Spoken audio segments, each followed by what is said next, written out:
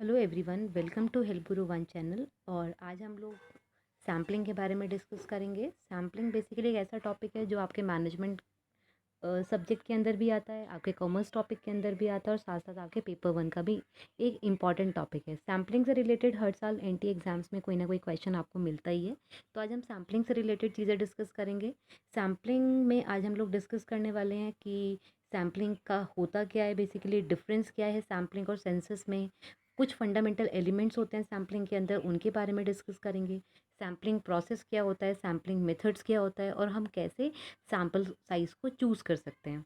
तो अगर हम दो चीज़ें होती हैं कि जो बेसिकली सैम्पलिंग होता है वो एक इन्वेस्टिगेशन टेक्निक होती है। सेंसस और सैम्पलिंग दोनों के दोनों आपके इन्वेस्टिगेशन टेक्निक होती है। बट डिफरेंस क्या होता है कि जो सेंसस होता है, सेंसस में हमें हर एक पार्ट को इन्वेस्टिगेट करना कंपलसरी होता है। सेंसस आपका एक लॉन्ग टर्म वे हो जाता है जिसमें आपका टाइम बहुत ज़्यादा कंज्यूम होता है, क्योंकि हमें इसमें हर एक पार्ट को इन्वेस्टिगेट करना पड़ेगा और उसके बाद हमें उसको एनालाइज़ करना पड़ेगा। बट अगर हम सैंपल की बात करते हैं तो सैंपल हमारे टाइम को सेव करता है, क्योंकि इसमें आपको ओवरऑल पॉपुलेशन को चेक नहीं करना पड़ता है। इसमें हम क्या करते हैं, किसी भी पॉपुलेशन के किसी एक पार्ट को सेलेक्ट कर लेते हैं जो रिप्रेजेंट करता है पूरी की पूरी पॉपुलेशन को, और उसके बाद हम क्या करते हैं, उस रिप्रेजेंटेटिव पार्ट को ही इन्वेस्टिगेट करते हैं। तो a census involves the entire listing of element of a population, और in census we have to analyze all the unit, all the element, जो भी element हमें मिलते हैं किसी भी पर्टिकुलर पॉपुलेशन के अंदर, तो हमें पूरी की पूरी पॉपुलेशन को चेक करना पड़ेगा, जो हमारे लिए अनमैनेजेबल हो जाता है। अगर हम सैंपल की बात करते हैं तो सैंपल का मतलब होता है कि उस जो हम सेंसस में क्या कर रहे थे, पूरी की पूरी पॉपुलेशन को इन्वेस्टिगेट कर रहे थे। यानी कि पॉपुलेशन का मतलब होता है कि अगर हमारे पास 1000 वर्कर की डिटेल है तो हमें 1000 के 1000 को इन्वेस्टिगेट करना पड़ेगा, वो सेंसस हुआ। और सैंपल क्या हुआ कि हमारे पास टाइम कम है, तो हमने क्या किया, 1000 को इन्वेस्टिगेट नहीं किया, हमने कुछ पार्ट को सेलेक्ट कर लिया। हो सकता है कुछ हमने 10 रिप्रेजेंटेटिव ले लिए या 30 ले लिए या 50 ले लिए और केवल उन्हीं के बेसिस पे इन्वेस्टिगेशन कर दिया। तो वो आपका सैंपल के अंदर आ जाता है। यानी कि सैंपल एक आपका पूरी की पूरी पॉपुलेशन में से हम एक पार्ट को सेलेक्ट करते हैं और उसको हम क्या करते हैं, उसको इन्वेस्टिगेट करते हैं। क्योंकि कई बार क्या होता है कि हमारे पास ना इतना टाइम नहीं होता कि हम हर एक मेंबर, जो भी पॉपुलेशन की हमारे पास होती है, हर एक को हम इन्वेस्टिगेट कर पाएँ। तो इसीलिए हम सैम्पलिंग को यूज़ करते हैं, जिससे हमारा टाइम भी बच जाए और हमारा स्टैटिस्टिकल जो भी मार्केटिंग रिसर्च है वो कंप्लीट हो पाए। तो इसमें हमने दो चीज़ें देखी, सेंसस क्या होता है और सैंपल क्या होता है। सेंसस का मतलब पूरी की पूरी पॉपुलेशन को चेक करना, और सैंपल का मतलब होता है किसी एक पार्ट को सेलेक्ट करके उसको चेक करना। सैम्पलिंग क्या होता है, वो तो सैंपल था कि सैंपल क्या था, एक रिप्रेजेंटेटिव पार्ट था। और सैम्पलिंग क्या होता है कि सैम्पलिंग का मतलब होता है एक ऐसा प्रोसेस जिस प्रोसेस में हम क्या करते हैं, हम एक लार्जर पॉपुलेशन में से कुछ नंबर ऑफ ऑब्जर्वेशन को सेलेक्ट करते हैं, नंबर ऑफ रिप्रेजेंटेटिव को सेलेक्ट करते हैं, तो उस प्रोसेस को हम बोलते हैं sampling. The process of inferring something about a large group of element by studying only a part of it's called sampling. यानी कि आपको इस पूरी की पूरी प्रोसेसिंग को, जिस प्रोसेसिंग के अंदर हम क्या कर रहे हैं, रिप्रेजेंटेटिव पार्ट को चूज़ कर रहे हैं, उसको हम बोल रहे हैं सैम्पलिंग। अब सेंसस और सैंपल में क्या डिफरेंस होता है, देखो, सेंसस और सैंपल कई लोग इसमें कंफ्यूज भी हो जाते हैं, तो इसलिए इसके एक डिफरेंस टेबल है जिसमें आप सेंसस और सैंपल को एक क्लियर कट इमेज में आइडेंटिफाई कर पाएंगे कि क्या डिफरेंस होता है। सेंसस का मतलब क्या हुआ, a systematic method that collect and record the data about the member of the population is called census. यानी कि एक सिस्टमैटिक मेथड है जिसमें आपको हर चीज़ों को कलेक्ट करना पड़ेगा, सब चीज़ों को रिकॉर्ड करना पड़ेगा और हर एक मेंबर को चेक करना पड़ेगा। तो दैट इज सेंसस। और सैम्पलिंग क्या होता है, सैम्पलिंग है refer a portion of the population. यानी कि कुछ हम सेलेक्टेड पार्ट, रिप्रेजेंटेटिव पार्ट को चूज़ करेंगे पूरे के पूरे ग्रुप में से, और उसको हम बोल रहे हैं सैम्पलिंग।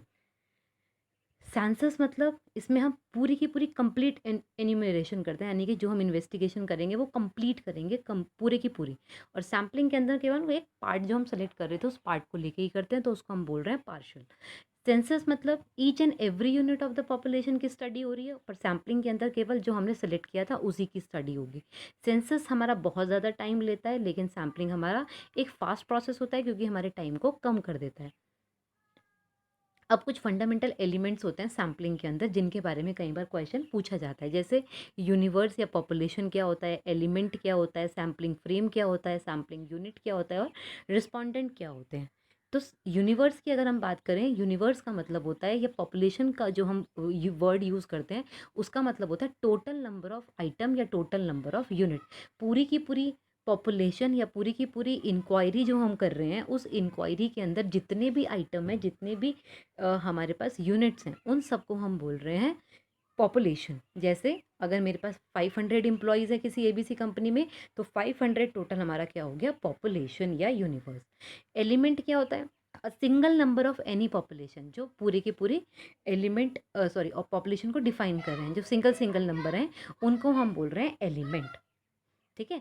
अब सैम्पलिंग फ्रेम क्या होता है, सैम्पलिंग फ्रेम का मतलब होता है ऐसी कौन सी सोर्स है जहाँ से आप उस यूनिट ऑफ पॉपुलेशन को आइडेंटिफाई कर रहे हो, तो वो हमारा सैम्पलिंग फ्रेम होता है। जैसे लिस्ट क्या है, डायरेक्टरी क्या है, तो ये आपकी सैम्पलिंग फ्रेम को आइडेंटिफाई करती है। यानी कि सैम्पलिंग फ्रेम बेसिकली आपकी वो सोर्स है जहाँ से आपको वो डेटा मिलता है। ठीक है। जैसे अगर मुझे कंपनीज के 500 जो डेटा की हम बात कर रहे थे, वो किसी डायरेक्टरी से मिला, या किसी लिस्ट से मिला, या एम्प्लॉय डिटेल से मिला, रजिस्टर्ड से मिला, तो वो हमारा सैम्पलिंग फ्रेम हुआ। सैंपल होता है, अब सैंपल का मतलब पूरा पॉपुलेशन जो था उसका जो हमने रिप्रेजेंटेटिव पार्ट सेलेक्ट किया था, वो हमारा सैंपल था। जैसे 500 पॉपुलेशन थी, बट 500 को तो हम आइडेंटिफाई नहीं कर पाएंगे। अगर पूरी 500 को करेंगे तो वो आपके लिए पॉपुलेशन बन जाएगा, बट 500 में से केवल 50 को चूज़ किया हमने सर्वे करने के लिए, तो वो आपका सैंपल हो गया। यानी कि 50 हमारे रिप्रेजेंटेटिव पार्ट थे, तो इसको हम बोलते हैं इसलिए subset of population. Sampling unit क्या होता है, देखिए सैम्पलिंग यूनिट का मतलब होता है सिंगल नंबर ऑफ सैंपल। अब उस सैंपल के अंदर भी जो सिंगल नंबर है, उसको हम बोलते हैं सैम्पलिंग यूनिट। और इसी यूनिट जो होता है बेसिकली, इसी को हम रिस्पोंडेंट से सिलेक्ट करते हैं। हाउस, ऑफिस, ऑर्गेनाइजेशन, ये हमारी सैम्पलिंग यूनिट हुआ। अगर ऑर्गेनाइजेशन के अंदर देखें, तो ऑर्गेनाइजेशन के अंदर भी हम कैसे बना सकते हैं सैम्पलिंग यूनिट, कि HR department, finance department, marketing department, production department, वो आपके सैम्पलिंग यूनिट्स हो जाएंगे। रिस्पोंडेंट कौन होते हैं, इंडिविजुअल और ग्रुप, उसको हम बोलते हैं रिस्पोंडेंट। जो हमारे और हमारे क्वेश्चंस को आंसर करेंगे, जिसको हम इन्वेस्टिगेट करेंगे, वो रिस्पोंडेंट्स होंगे जो हमें रिस्पॉन्स कर रहे हैं। अब एक सैम्पलिंग प्रोसेस की अगर हम बात करें, तो सैम्पलिंग प्रोसेस क्या होता है, सबसे पहले हमें पॉपुलेशन देखना होता है कि हम किस एरिया ऑफ पॉपुलेशन या किस यूनिवर्स को आइडेंटिफाई करने वाले हैं। यानी कि जो हमारा टॉपिक था, उस टॉपिक में हमारी पॉपुलेशन कौन होगी। अब अगर मुझे स्टडी करना है कि मुझे पूरी की पूरी ये स्टडी करना है कितने लोगों के पास टू व्हीलर्स है, तो अब पॉपुलेशन क्या हुआ, टू व्हीलर्स तो बहुत लोगों के पास है, तो पूरा पूरा एंटायर वर्ड मेरे लिए पॉपुलेशन बन गया। बट अगर मैं स्पेसिफाई कर दूं कि मुझे केवल जो पॉपुलेशन देखना है वो दिल्ली में देखना है, तो पूरा का पूरा जो दिल्ली एनसीआर हो जाएगा, वो मेरा क्या हो जाएगा, पॉपुलेशन हो जाएगा।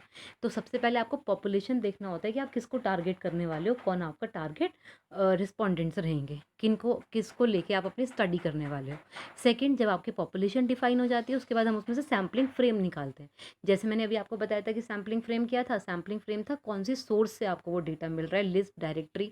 तो अब जैसे अगर मेरे पास टॉपिक था कि मुझे टू व्हीलर्स आइडेंटिफाई करने थे कितने लोगों के पास हैं दिल्ली में, ठीक है, तो मैं उनका सैम्पलिंग फ्रेम देख रही हूँ कि मुझे वो टू व्हीलर्स की डिटेल्स कहाँ से मिलेगी, डायरेक्टरी से मिलेगी, आरटीओ ऑफिस से मिलेगी, तो वो मेरे सैम्पलिंग फ्रेम बन जाएंगे।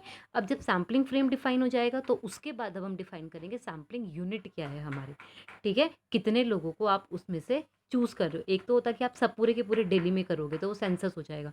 बट अगर आप उसमें से भी किसी पर्टिकुलर यूनिट को चूज़ कर रहे हो, तो वो आपका सैम्पलिंग के पार्ट के अंदर चला जाएगा। जब अब आपने सैम्पलिंग यूनिट भी चूज़ कर लिया, तो सैम्पलिंग यूनिट चूज़ करने के बाद हम एक मेथड देखते हैं कि अब मैं कौन सा मेथड अप्लाई करूँ। मेथड के बारे में हम अब आगे आगे डिस्कस करेंगे।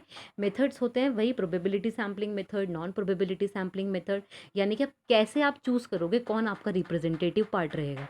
तो अब ऐसे तो चूज़ नहीं कर सकते कि ठीक है मैंने 3 चूज़ कर लिए, 5 चूज़ कर लिया, 10 चूज़ कर लिए। उसको चूज़ करने के कुछ मेथड्स होते हैं। तो जब आपका सैम्पलिंग यूनिट डिफाइन हो जाता है, तो उसके बाद हम अप्लाई करते हैं उसमें सैम्पलिंग मेथड्स को, जो हम डिस्कस करेंगे अभी, प्रोबेबिलिटी या नॉन प्रोबेबिलिटी होते हैं। फिर डिटरमाइन सैम्पलिंग साइज़, कितना सैम्पलिंग साइज़ आपको रखना है उसको देखते हैं। 100 रखना है, 50 रखना है, 30 रखना है, 80 रखना है, क्योंकि इसी से हम हाइपोथेसिस को सॉल्व करते हैं और लास्ट में हम अपने सैंपल को चूज़ कर लेते हैं। अब आप सैम्पलिंग मेथड, जैसे मैं अभी आपसे बात कर रही थी, तो सैम्पलिंग मेथड्स हमारे पास दो हैं, एक है रैंडम सैम्पलिंग और एक होता है नॉन रैंडम सैम्पलिंग।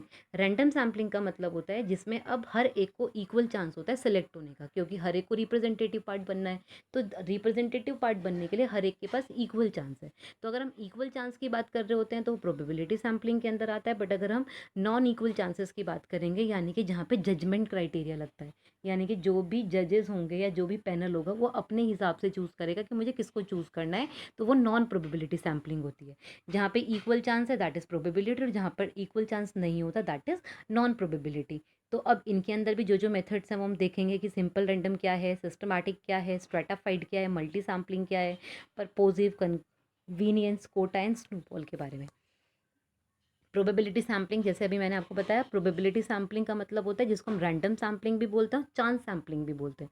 इसका मतलब है कि इस टेक्निक के अंदर बेसिकली हमें क्या करना है, हमें इक्वल चांसेस होते हैं हर एक को सेलेक्ट करने के। जैसे अगर मेरे पास 100 लोग हैं तो 100 में से हर एक को चांस है कि वो भी चूज़ हो पाए, ठीक है। तो उसको हम बोल रहे हैं प्रोबेबिलिटी सैम्पलिंग। प्रोबेबिलिटी सैम्पलिंग मतलब रैंडम सैम्पलिंग जिसके अंदर हर एक पार्ट को इक्वल चांस होता है सेलेक्ट होने का, उसको हम बोलते हैं प्रोबेबिलिटी या चांस सैम्पलिंग। अब प्रोबेबिलिटी सैम्पलिंग के अंदर सबसे पहला मेथड आता है that is simple random sampling. क्या होता है सिंपल रैंडम सैम्पलिंग? सबसे प्योरेस्ट मेथड होता है, सबसे ओल्ड मेथड होता है, सबसे क्लियर मेथड होता है, जिसके अंदर हमें बेसिकली क्या करना होता है, एक सैम्पल चूज़ करते हैं और वो सैम्पल हम चूज़ करते हैं अपनी रैंडम टेक्निक के थ्रू। यानी कि यहाँ पे हम कोई चिट मेथड लगा देते हैं, कोई ब्लाइंड फोल्ड टेक्निक लगा देते हैं, उसके थ्रू हम क्या करते हैं, किसी को भी सेलेक्ट कर लेते हैं। जैसे अभी हम बात कर रहे थे कि मेरे पास 100 लोगों का डेटा है, अब मुझे उसमें से कोई 10 लोगों को चूज़ करना है, तो मैंने क्या किया, चिट्स बना दी 100 लोगों के नाम की और उसमें से 10 चिट्स पिक कर ली। तो वो क्या बन गया, सिंपल रैंडम टेक्निक, यानी कि जिसके अंदर हर एक पार्ट को इक्वल चांस था सेलेक्ट होने का। और यहाँ पे हम यूज़ करते हैं बेसिकली चिट मेथड या ब्लाइंड फोल्ड टेक्निक्स, और इनके थ्रू हम क्या करते हैं, अपने सैंपल को चूज़ कर लेते हैं। स्ट्रैटाफाइड रैंडम सैम्पलिंग क्या होता है? स्ट्रैटाफाइड रैंडम सैम्पलिंग होता है बेसिकली जिसमें अब हमारे पास थोड़ा पॉपुलेशन ज़्यादा होता है तो हम स्ट्रैटा बना देते हैं, हम पूरी की पूरी पॉपुलेशन को डिवाइड कर देते हैं एक क्लासिफिकेशन के बेसिस पे। तो हम उसको स्ट्रैटा बोलते हैं, यानी कि ग्रुप्स में बांट देंगे। अब जैसे पॉपुलेशन थी 100 लोग मेरे पास थे, तो मैंने 100 में गर्ल्स अलग कर दिए, बॉयज़ अलग कर दिए। या 100 में हमने ये देख लिया कि किनकी इनकम लेवल ज़्यादा है उनको अलग कर दिया, किसका इनकम लेवल कम है उसको कम कर दिया। तो स्ट्रैटा यानी कि हम होमोजीनियस थिंग्स के ऊपर, होमोजीनियस फैक्टर्स के बेसिस पे क्या कर लेते हैं, स्ट्रैटा या ग्रुप को बना लेते हैं। तो वो आपका बन जाता है स्ट्रैटाफाइड रैंडम सैम्पलिंग। यानी कि यहाँ पे हम पहले स्ट्रैटा बनाते हैं, स्ट्रैटा में से रैंडमली आप जिसको भी चूज़ करना चाहते हो उसको चूज़ कर सकते हो। तो ये आपके बेसिकली जब पॉपुलेशन हमारे पास ज़्यादा होता है तो उस कंडीशन पे हम इसको यूज़ कर सकते हैं। एक चीज़ हम ऐसा भी बोल सकते हैं कि जब हमारे पास पॉपुलेशन हेट्रोजीनियस होती है तो उस कंडीशन पे हम स्ट्रैटाफाइड को यूज़ कर लेते हैं। और दूसरी चीज़ ये होती है कि क्योंकि अगर मुझे मेल फीमेल चेक करने हैं तो सिंपल रैंडम में क्या प्रॉब्लम हो रहा था, 10 चिट्स निकाल दी, हो सकता है वो 10 की 10 केवल किसकी निकल जाए, बॉयज़ की निकल जाए, या 10 की 10 केवल फीमेल्स की निकल जाए, तो मुझे तो दोनों को रखना था। तो स्ट्रैटाफाइड वहाँ पे आपको यूज़ हो जाता है कि जहाँ पे आपको बॉयज़ की चिट्स अलग बना दी, अब गर्ल्स की चिट्स अलग बना दी, और उसमें से आपने जितने जितने चूज़ करने थे उतने उतने चूज़ कर लिए। तो वो आपके ग्रुप के बेसिस पे आप यहाँ पर सैम्पलिंग को यूज़ कर सकते हो। Third that is systematic sampling. क्या होता है? सिस्टमैटिक सैम्पलिंग होता है अब नंबर्स के बेसिस पे। यहाँ पे एक फॉर्मूला होता है k is equal to small n upon capital N. हम इसके बेसिस पे क्या करते हैं, हम इक्वल नंबर ऑफ ग्रुप को सेलेक्ट कर सकते हैं। ये मेथड आपका बेसिकली अप्रोप्रिएट होता है जब हमारे पास कंप्लीट लिस्ट होती है पूरी की पूरी सब्जेक्ट्स की, पूरी पूरी सैम्पलिंग यूनिट्स की, और उसके बेसिस पे हम क्या कर रहे हैं, ज्योग्राफिकल या अल्फ़ाबेटिकल ऑर्डर में सारी इन्फॉर्मेशन है हमारे पास, और हम क्या करते हैं, इक्वल नंबर पे सैम्पल सेलेक्ट करते हैं। जैसे अगर मेरे पास 100 था टोटल और मुझे 10 लोगों को सेलेक्ट करना है, यानी कि एवरी टेंथ आपका सैम्पल होगा। जैसे 10th होगा, फिर 20th होगा, फिर 30th होगा, फिर 40th होगा, वो इस कंटिन्यूएशन में चलेंगे। तो वो आपका सिस्टमैटिक सैम्पलिंग को रिप्रेजेंट करता है। सिस्टमैटिक सैम्पलिंग बेसिकली एक ऐसा प्रोसेस हुआ जिसमें हमें इंक्लूड करते हैं फर्स्ट सेलेक्टिंग अ स्टार्टिंग पॉइंट, और उस स्टार्टिंग पॉइंट के बेसिस पे उतने पार्ट को हम चूज़ करते रहते हैं। अब ये तो आपके प्रोबेबिलिटी सैम्पलिंग के अंदर हमने देखा कि प्रोबेबिलिटी में था एक चिट मेथड के थ्रू कर सकते हैं, स्ट्रैटा यानी कि ग्रुप के थ्रू कर सकते हैं, और थर्ड सिस्टमैटिक यानी कि एक फॉर्मूले के बेसिस पे हम इक्वल नंबर ऑफ सिलेक्शन कर सकते हैं। अब सेकंड ग्रुप आता है नॉन प्रोबेबिलिटी सैम्पलिंग का। नॉन प्रोबेबिलिटी सैम्पलिंग जैसे मैंने अभी आपको बताया था, जहाँ पे यूनिट्स के सेलेक्ट होने के लिए पॉपुलेशन में जो हम सेलेक्ट कर रहे थे उनको इक्वल चांस नहीं था, ठीक है ना। यहाँ पे किसी को इक्वल चांस नहीं है, यहाँ पे जो भी सिलेक्शन होती है वो केवल रिसर्चर के पॉइंट ऑफ व्यू से होती है या पैनल के पॉइंट ऑफ व्यू से होती है। इसमें एक चीज़ ये होती है कि आपके टाइम को ये बचा देता है, क्योंकि कई बार हमारे पास टाइम फैक्टर कम होता है, तो टाइम के बेसिस पे हम क्या कर सकते हैं, जजमेंट कर सकते हैं। जैसे अगर मेरे पास टाइम है कि मुझे परसों तक ही अपना सैंपल सिलेक्शन देना है। तब हमने क्या किया कि अब परसों तक ही सैंपल सिलेक्शन देना है तो मेरे पास टाइम कम है, तो मैंने अपने क्राइटेरिया के बेसिस पे, या जो भी रिसर्चर है या जो भी आपका इन्वेस्टिगेटर है, वो अपने पॉइंट ऑफ व्यू से जिसको चाहे उसको सेलेक्ट करके अपनी इन्वेस्टिगेशन कर सकता है। तो वो आपका नॉन प्रोबेबिलिटी पार्ट के अंदर चला जाता है। नॉन प्रोबेबिलिटी में पहली आती है आपके पास कन्वीनियंस सैम्पलिंग। क्या होती है कन्वीनियंस सैम्पलिंग? होती है, नाम से ही पता चल रहा है कि जिसमें ईज़ीएस्ट टू असेस, जिस चीज़ को आप आसानी से पकड़ ले सकते हो, जिस चीज़ को आप आसानी से सेलेक्ट कर सकते हो, उसको हम बोल रहे हैं कन्वीनियंस सैम्पलिंग। जैसे अब किसी लोकल, जो आपके पास कोई लोकल स्कूल है वहाँ से आप डेटा ले रहे हो, मेल्स मॉल से आप डेटा ले रहे हो, नियरेस्ट चर्च से आप डेटा ले रहे हो, एक्सीडेंटल सैंपल भी बोलते हैं इसको। तो ये बेसिकली होता है जिसमें आपके पास अनसिस्टमैटिक चीज़ें होती हैं। केयरलेस सैम्पलिंग मेथड भी बोलते हैं इसमें, क्योंकि इसमें आप केवल टाइम फैक्टर को देख रहे हो कि टाइम मेरे पास कम है तो मैं अपने हिसाब से देख लेता हूँ मुझे क्या करना है। जैसे अभी हम बात कर रहे थे शुरू में कि मुझे ये देखना था कि दिल्ली में कितने लोगों के पास टू व्हीलर्स है, तो मैंने अपने आप देखा कि मुझे डेटा कहाँ से मिल सकता है। ईजिएस्ट वे क्या है, आरटीओ को फ़ोन कर लो, ठीक है ना, आरटीओ के पास चले जाओ, वहाँ से डिटेल निकाल के ले आओ। तो जो मुझे अपने लिए ईजिएस्ट लगेगा, सबसे आसान तरीका लगेगा, चीपेस्ट लगेगा, जो मेरा टाइम सबसे कम करेगा, मैं उस सब को इन्वॉल्व करके सैंपल को चूज़ कर लूँगी अपने according. That is convenience sampling. Quota sampling होता है बेसिकली जिसमें अब हम फिक्सेशन कर देते हैं। तो फिक्सेशन सैम्पलिंग को बेसिकली हम बोलते हैं, इसको फिक्सेशन सैम्पलिंग भी बोलते हैं और प्रोपोर्शनल सैम्पलिंग भी बोलते हैं, जिसमें हम क्या करते हैं कोटा बना देते हैं, यानी कि ग्रुप्स बना देते हैं, स्ट्रेटा बना देते हैं, और उसके बेसिस पे हम क्या करते हैं, फिक्स कर देते हैं। ठीक है, और उस इतने पार्ट को तो मतलब हम चूज़ करेंगे ही करेंगे, और बाकी हम देख लेते हैं, तो इसमें जजमेंट क्राइटेरिया लगता है। तो ये आपका कोटा सैम्पलिंग के अंदर आता है। जैसे एग्जाम्पल लिखा है, if population has 40% female and 60% males, तो sample should consist of this percentage, यानी कि हमने फिक्स कर दिया कि मुझे 40% फीमेल लेने हैं और 60% मेल लेने हैं। तो फिक्सेशन की जहाँ पे बात होती है वो आपका कोटा सैम्पलिंग होता है। Next, that is judgement sampling. क्या होता है, इसको हम पर्पोजिव सैम्पलिंग भी बोलते हैं और creative SAMP auto creative sampling भी बोलते हैं। यहाँ पे क्या होता है, अथॉरिटेटिव सैम्पलिंग भी बोलते हैं। यहाँ पर बेसिकली क्या होता है, इसके अंदर अब हम केवल नॉलेज के बेसिस पे, कि जो रिसर्चर है या जो भी पैनल है उसकी नॉलेज के बेसिस पे हम सिलेक्शन करेंगे। ठीक है, जैसे इसमें 5-6 लोग या 9 लोग जितने भी लोग बैठते हैं, एक पैनल बैठता है, वो पैनल अपने आप डिसाइड करता है कि हमें किसे किसे चूज़ करना है, किसे किसे हमें सैम्पल बनाना है, और उसके बेसिस पे हम क्या करते हैं, यहाँ पे उनकी नॉलेज काम आती है और उनकी नॉलेज के बेसिस पे सैंपल को चूज़ कर लेते हैं। यानी कि यहाँ पे जो भी रिप्रेजेंटेटिव पार्ट चूज़ होगा, जो भी सैंपल चूज़ होगा, वो केवल रिसर्चर और पैनल के नॉलेज के ऊपर बेस होता है। Next, that is snowball sampling. क्या होता है, देखो स्नोबॉल सैम्पलिंग जो होता है सबसे कॉमन टाइप की सैम्पलिंग मेथड है। ठीक है, और बहुत वैल्यूएबल भी होता है बहुत सारे केसेस में। क्यों? क्योंकि ये जो होता है ये बेसिकली आपकी जो पॉपुलेशन होती है ये हार्ड टू रीच होती है। क्यों? क्योंकि इसके अंदर हम क्या करते हैं, स्नोबॉल सैम्पलिंग के अंदर हम एक चेन बनाते हैं।